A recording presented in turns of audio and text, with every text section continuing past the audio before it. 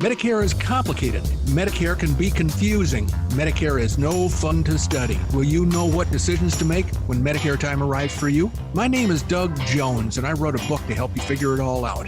Medicare for the Lazy Man. It's on sale at Amazon and BarnesandNoble.com. Also, you can download and listen to my podcast, Medicare for the Lazy Man, wherever fine podcasts are given away free of charge. Medicare for the Lazy Man, simplest and easiest guide ever. Friction creates heat, and so does the Medicare for the Lazy Man podcast. The Medicare podcast that was great for electricity. Sick of hardwood floors, he wants wall-to-wall carpeting. It's Medicare expert Doug Jones.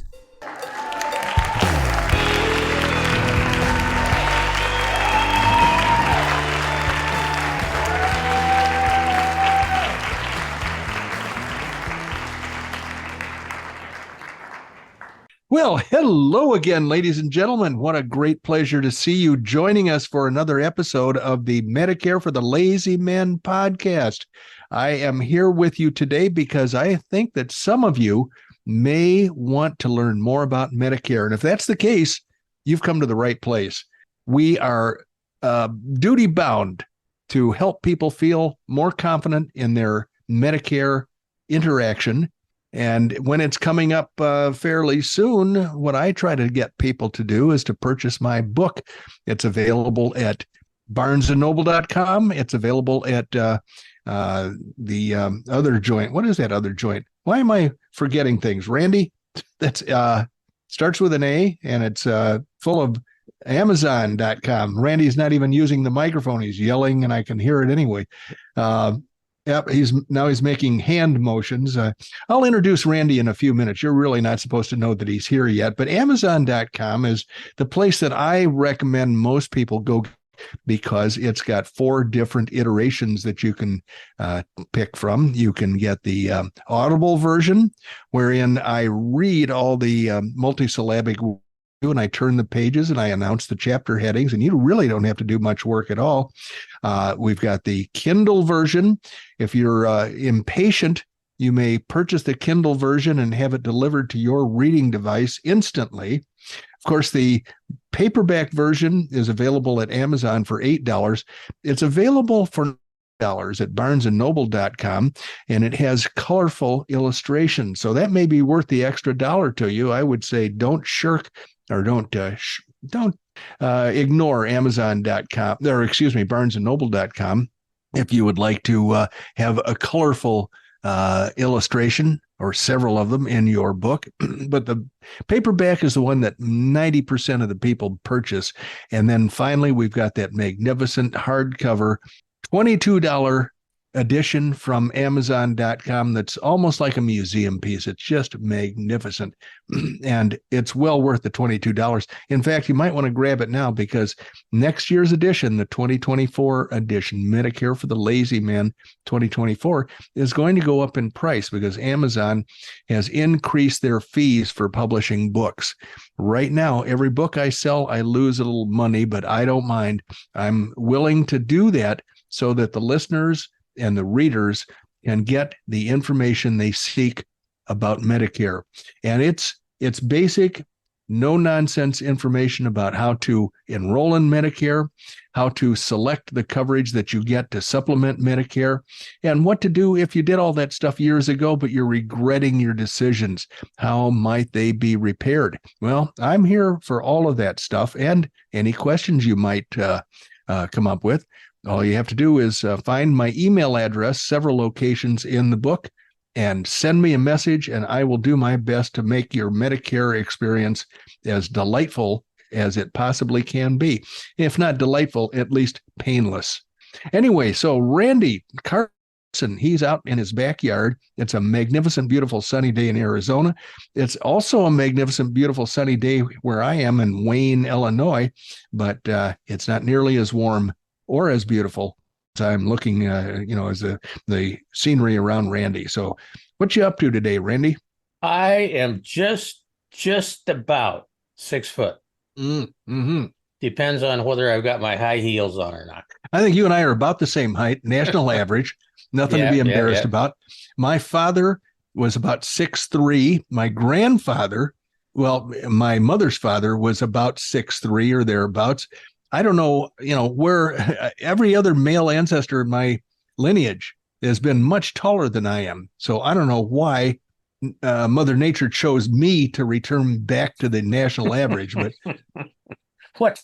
So when you were being fixed up, there was a bunch of people discussing this in heaven, and they go, Sure. we've given the Joneses an extra break along the years, being extra tall. We're gonna have to break even this time. So here's Well, Doug. that's what happens. The genetic pool always returns to the mean or to the average. And that did it just when I was being born. They decided to do that, and Had to catch up. Yep. Yeah. So I have been looking forward to this thing all day. So I didn't mean to interrupt your thought there, but I am anxious to play a game with you today. Oh, no kidding. All right. Well, let's do that then. That sounds a lot like a lot more fun than what I had in mind, which was discussing Medicare. Well, we'll get there, but I'm just saying that we have not played at least this version of Stump the Insurance Expert for quite a while. Well, before we do that, I just want to say hi to Kirk and Marlene. They're friends of mine. Kirk from high school, Marlene I met years later. They, turns out, listen to the podcast episodes as they're falling asleep. So is that what causes it? Is that what causes them to fall asleep? Yeah. What is the other name for African sleeping sickness? It's certainly. Oh, geez. What is yeah, that. Yep, whatever there that you was. go. Yep, exactly. Well, that's what they're apparently we're curing that. Oh, no. African sleeping sickness means they fall asleep. Well, that's not right. So we are putting them to sleep. We are soothing and sleep inducing. Okay. I'm really glad to know that. All right. So let's get back to your game. That we are soothing people to sleep. Yeah, it's almost like medicinal. We're like a spoonful of cough syrup or something. We'll put you right to sleep. So anyway, we're going to play, an episode of Stump the Insurance Expert. I'm ready. And I found a list, and I'm going to say it's true because I found it on the internet. Okay, it must be true then. Everything on the internet is true. So there's a list of the stupidest laws in each state. Boy, that's going to carry us through 51 episodes if you count DC? Yeah. So I'm going to use two of them today. I'm going to ask you what the stupidest law in Illinois is. Oh, Jesus. On the books. Anything passed while Pugsley was governor. Oh, well, I don't know when it was passed, but then I'm also going to follow that up with what is the stupidest law in Arizona on the books. Ooh, boy. Those are going to be tough. I'm not a legal expert. I don't even play one on television, so it's going to be tough, but go ahead.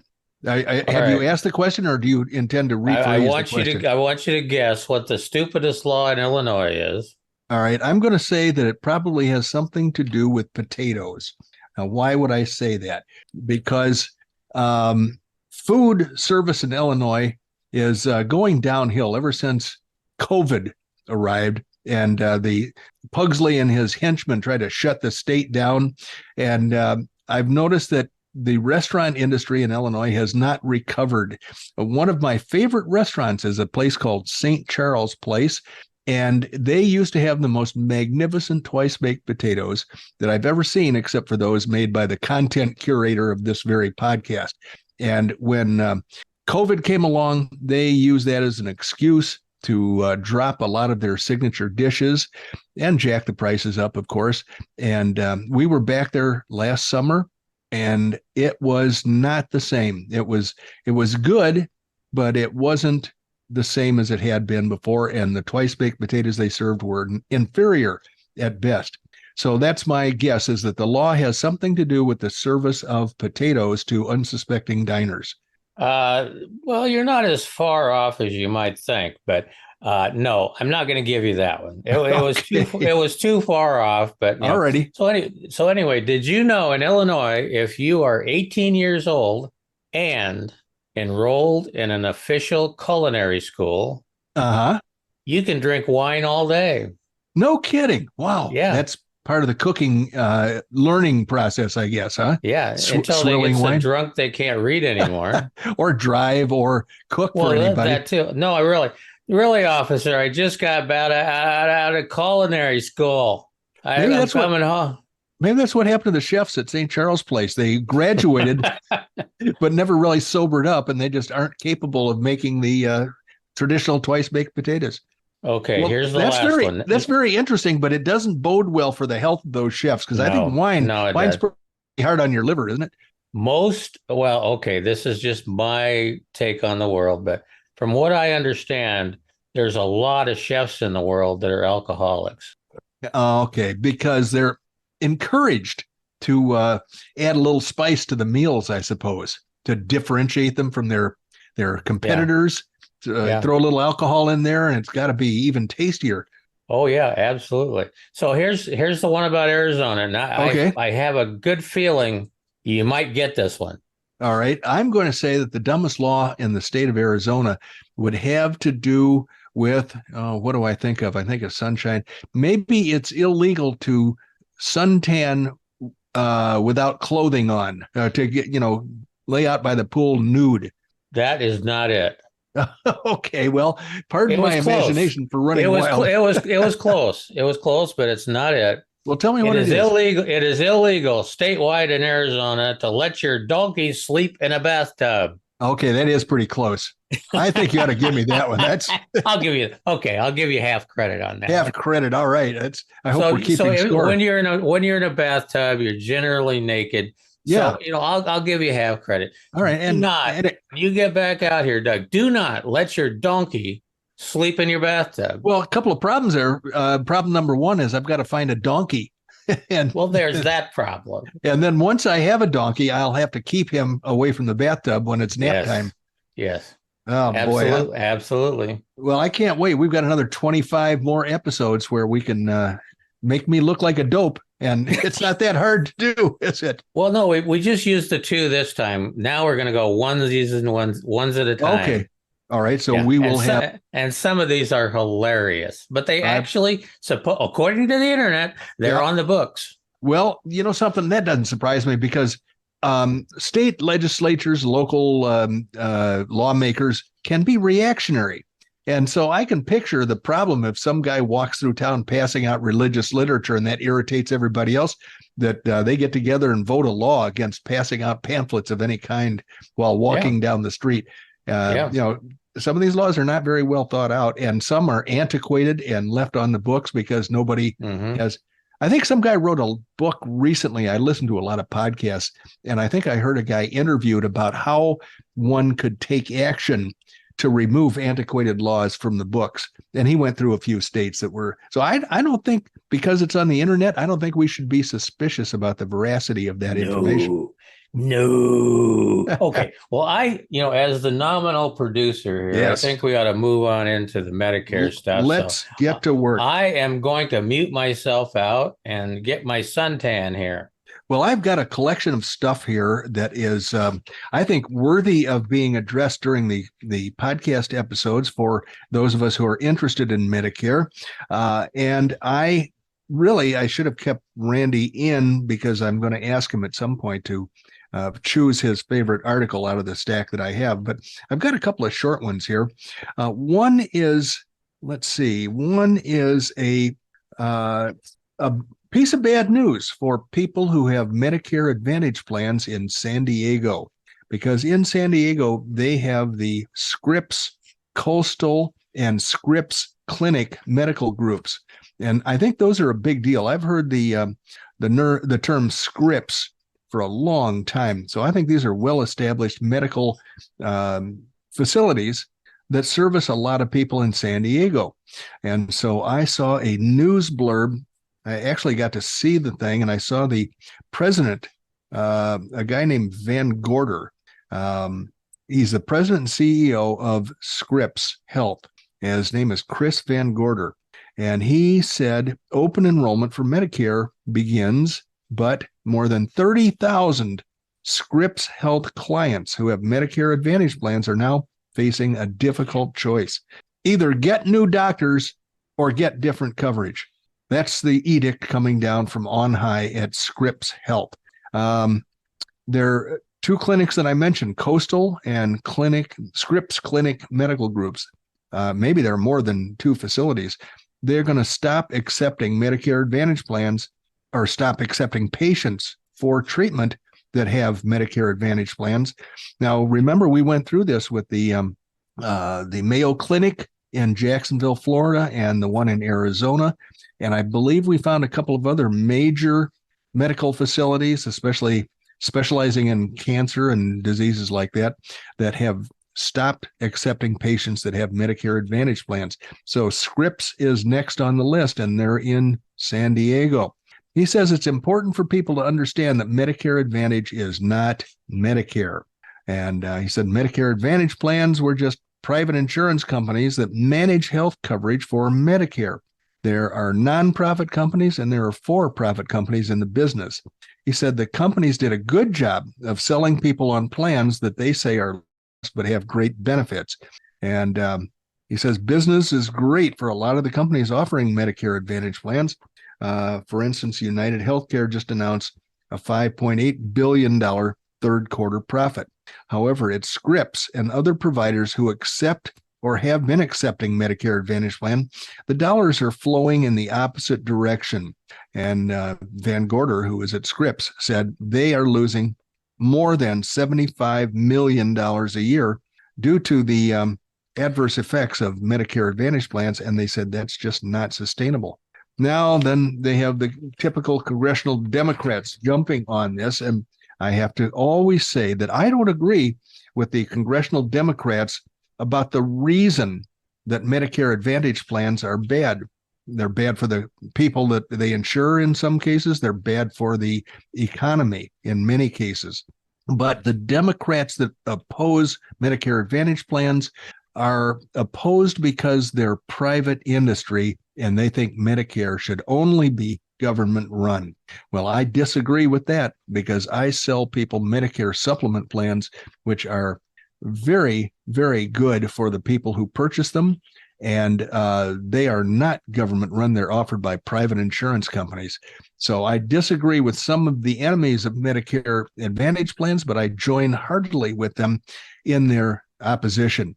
So the chairman of the board of Scripps has finally said, you need to call your insurance brokers or you need to call your insurance company to make any adjustments that you want to make.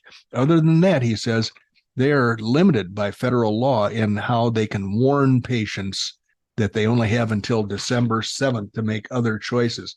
But some of these people, 30,000 patients there, there are a whole bunch of them insured by Medicare Advantage plans, and they're going to be losing their doctors. So, I wanted to talk about one thing with Randy. I'll just describe this piece of knowledge I gained. It would have come in handy many years ago for me because I had a lot more acreage than I do now, and I had a big old Ford farm tractor, and I would pull things out of the ground occasionally, trees and fence posts, among other things. And somebody described a method by which one can pull something out of the ground in a much more efficient fashion. And that would be if you take a chain or a rope and tie it to the thing that you're going to pull out of the ground, but then take a wheel and put that wheel against the post or the tree that you're pulling out or the stump. Then when you pull your power takeoff, when you engage the tension or put the tractor in gear and pull away, your rope or chain is actually pulling vertically because of that wheel rather than pulling almost horizontally. And it's going to make a big difference in how quickly and how easily the thing you're pulling out of the ground comes up. And I'm thinking about fence posts here. I used to pull old fence posts out of the ground, and it was not that easy if they were lodged in the ground. But had I known to use a wheel, like an old rim or something, that guides the pulling apparatus, the rope or the chain, into a vertical position, makes it a lot more easier to pull it out of the ground without making a big mess and without using too much horsepower. Okay, so we have a little dialogue with one of our regular correspondents, Steve, and he taught me something that I didn't know. And while I'm learning things about pulling stumps out of the ground, I thought I could throw in Steve's piece of knowledge here. He has mentioned more than once about picking drug plans and then having problems with them because the drug plans often have limits, internal limits. Now, I've never paid attention to this before because I never really thought it was that big a problem. Steve and only a couple of other people have ever mentioned this to me. And I said to Steve, I really don't understand it. So if you think this is an important problem, you're going to have to explain it to me more thoroughly so that I can understand why having internal limits in your prescription drug plan is problematic. And he said, let's see, what did he say? He said that I said, I always appreciate your input, Steve, but I need to understand this situation better. I've never run into quantity limits as being a problem before. If I'm prescribed a certain daily dosage and I take that dose every day, does that qualify as a quantity limit? What makes a quantity limit a problem for somebody? So then Steve said, I looked at the enrollment for Cigna, which is one of the companies that has drug plans. They want me to fill out a form and fax or send it U.S. mail to them. The fax is an archaic form of communication. Haven't they heard of doing things online? And he said, if you want a more detailed explanation of quantity limits, let me know. Well, okay, Steve kind of got sidetracked there with bitching about faxes. We're forced to use them all the time. I said, hi, in my case in particular, I said, fax. I thought it was going to die a painful death, but it still lives. Lawyers demand it. Insurance companies demand that I use it to send in applications, all because it is just like a text or a phone call. Very tough to hack and almost impossible to steal printed data. Fax is the choice of the legal and security experts everywhere. And then Steve says, okay, let me explain quantity limits to you. In my case, an expensive generic drug, I'm prescribed 3 a day. The quantity limit said they would only cover 1 per day, and that's 90 pills for 90 days. If this prescription was submitted, I don't know if they wouldn't fill it or if they would only cover 90 and make me pay out of pocket for the rest of the drugs or not fill it at all. If I was really interested, I would give them a call. So he's bringing up an interesting thing about drug plans that I don't really know about, but he's not that concerned for his personal situation. So anyway, that was the thing about internal limits on drugs, quantity limits. That appears to be a problem that is not bothering me, but apparently bothers Steve and some other people. So if you're being bothered by internal quantity limits on some drugs, then let me know, and maybe I can address it more fully in an upcoming episode. COVID-19 or RSV or flu or a cold. So that's really 3 things, even though it sounds like 5 or 6 things. How to figure out what your symptoms mean this fall and winter as autumn leaves, cooler weather, and pumpkin spice echo amid the fall hustle and bustle. I don't know what pumpkin spice is. And I don't know why pumpkin spice would echo anywhere, but you might notice that you've become victim to that all too familiar tickle in your throat. So there are lists of symptoms for these 3 types of illnesses: COVID-19, RSV, I don't even know what that is, and then flu. So if you have these symptoms, and they're going to sound pretty familiar from one to the other, if you have fever or chills, cough, shortness of breath or difficulty breathing, new loss of taste or smell, there's a hint for you right there, sore throat, congestion or runny nose, muscle or body aches, headache, fatigue, nausea or vomiting, and diarrhea, then that is supposed to be COVID-19. If you do an assessment of your own symptoms, then you're going to come up with COVID-19, and theoretically, if you've got all those symptoms. If you have RSV, and once again, I don't even know what that is, the symptoms are runny nose, coughing, fever, appetite decrease, and dehydration. Seems very similar to COVID-19. And the flu, fever or chills, cough, sore throat, runny or stuffy nose, muscle or body aches, headaches, fatigue, and vomiting and diarrhea.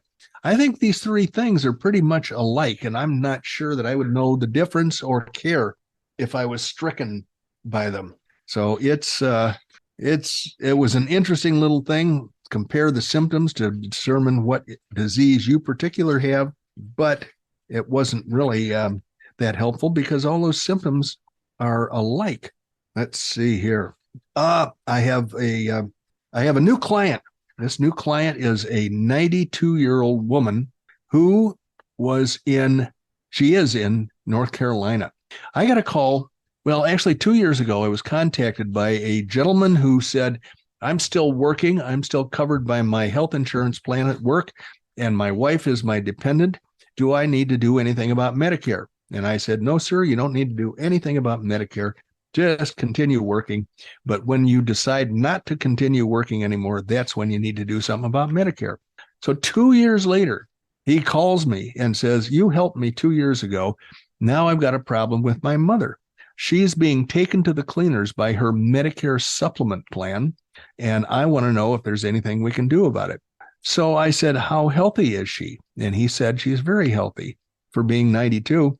And I said, tell me a little bit about the situation. And he said, well, her Medicare supplement plan that she's had for years and years is charging her over $320 a month. And we just got a notification the price is going to go up again January 1st. And I said, well, I can probably do better than that. And if she can answer a few health questions that are not really all that invasive, then she'll have many options to choose from. So I found the cheapest plan available for this lady in North Carolina was from my favorite company, United American. And if she were to accept the High Deductible Plan G, her premium every month would be $55 as opposed to over $320. And I worked out the details to illustrate. And this gentleman not only got on the phone again, but he had all of his siblings with him. And then every time we exchanged emails, the siblings were all copied in. So his whole family knew what was going on with what I suggested for the mother. But if her rate wasn't going up in her current Medicare Supplement Plan G that was costing her $320 because she's 92 years old, if that rate was going to stay the same, then her premium would total about $4,063 a year. And if she were to go to my suggested plan, High Deductible Plan G, then her premium would be $55 a year. And if she were to do that, her savings every year, assuming nothing changed, her savings would be in the neighborhood of $3,400 per year. Now, that $3,400 is much more than what the enemies of the high deductible plans would tell you, because they say, why would you make a woman take a high deductible plan G that has a deductible of $2,700 before it pays anything? And obviously $2,700 is less than the savings of $3,400. But what if she had a really bad year with a lot of high medical expenses? In that case, she would be subject to that $2,700, plus she's going to be paying a year's worth of premiums for High Deductible Plan G, High Deductible Plan G, and that total cost would be $3,360. But if she had these high medical expenses and she had her Plan G that she's always had, she would have to pay the $4,063 in premium plus $226 for the Part B annual deductible. So she would have to pay $4,289 as opposed to the High Deductible Plan G with the big deductible included of $3,300. She's going to still save $929 a year, even if she has huge medical expenses. Now, what happens in reality is that she writes checks every month for $55 for that very low premium. And if she has some medical expenses, she has to pay 20% of whatever charges there are out of her pocket, or in this case, out of her savings. Because remember, her premium was $321. Now it's going to be $55. Every month she's saving, what, $250 roughly, $260 or $70. So if she has to write a couple of checks for $20 or so, she's still money ahead every month. And if the worst case scenario happens, if she has major medical expenses, she's still going to save $929 because High Deductible Plan G acts exactly like regular Plan G when the deductible is met. So there is no way that this woman is better off with regular Plan G. And I know that somebody talked to an insurance broker not too long ago, and that broker said, I never sell the high deductible plans. Well, that broker is wrong. He's not doing a service to his clientele. I just wanted to let you know this woman is my new client. Her deductible is $2,700 in this year, but her premium is so small that she doesn't mind writing a few small checks here and there to make up 20% of an office visit or a test or something like that. So just wanted to let you know that High Deductible Plan G can work very, very well for some people who are on hugely expensive Medicare supplement plans. And Randy, I'm going to turn everything over to you again because I've just burned up more than my 75 cents worth of time. The 75-cent bell in our world is the crickets. Yeah. And they are just, they're standing on my desk waving at me. They must be very upset that I took up all of their time and that they have to do plus, that. this is long distance. They get overtime for working long distance, you know? I hope we don't have to sell one of our Medicare for the Lazy Man penthouses or jet planes. No, that's never going to happen. I've got those well under control. Well, thank God for you. Someday, as the majority stockholder, I'd like to see a dividend. Someday, I think I'm going to be asking where the dividends. We're just about there. We're just about there. Oh, good. I noticed Margaret the other day had a beautiful suntan. I don't know how she got that, but maybe it was the weather in Arizona, huh? I'm going to say it was the weather in Arizona, but anyway. We have, as Doug mentioned, used up our 75 cents worth of airtime. But before I let y'all go, I have got a few things I always like to touch on. One is get out your pencil or your pen or your crayon or whatever you got handy and write down this email address, dbj@mlmmailbag.com. dbj@mlmmailbag.com. That's how you can reach out to Doug, and he loves communicating with you. Number 2 on the list is Doug is a nationwide licensed agent to assist you with your Medicare supplement planning. Check us out on MedicareForTheLazyMan.com. We would also appreciate it if you could find a way or a place to give us some reviews on the podcast and the books. And obviously, it's a numbers game for us, so that would be cool if you could do that. We'd appreciate it. And last but not least is thank you for joining us.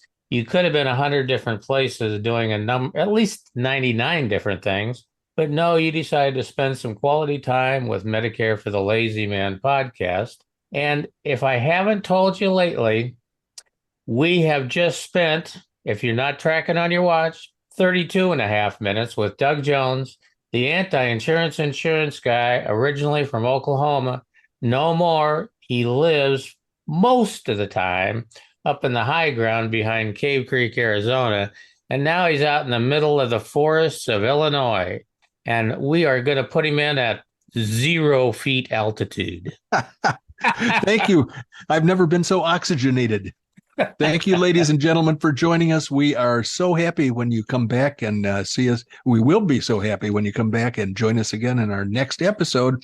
Looking forward to that. Bye-bye.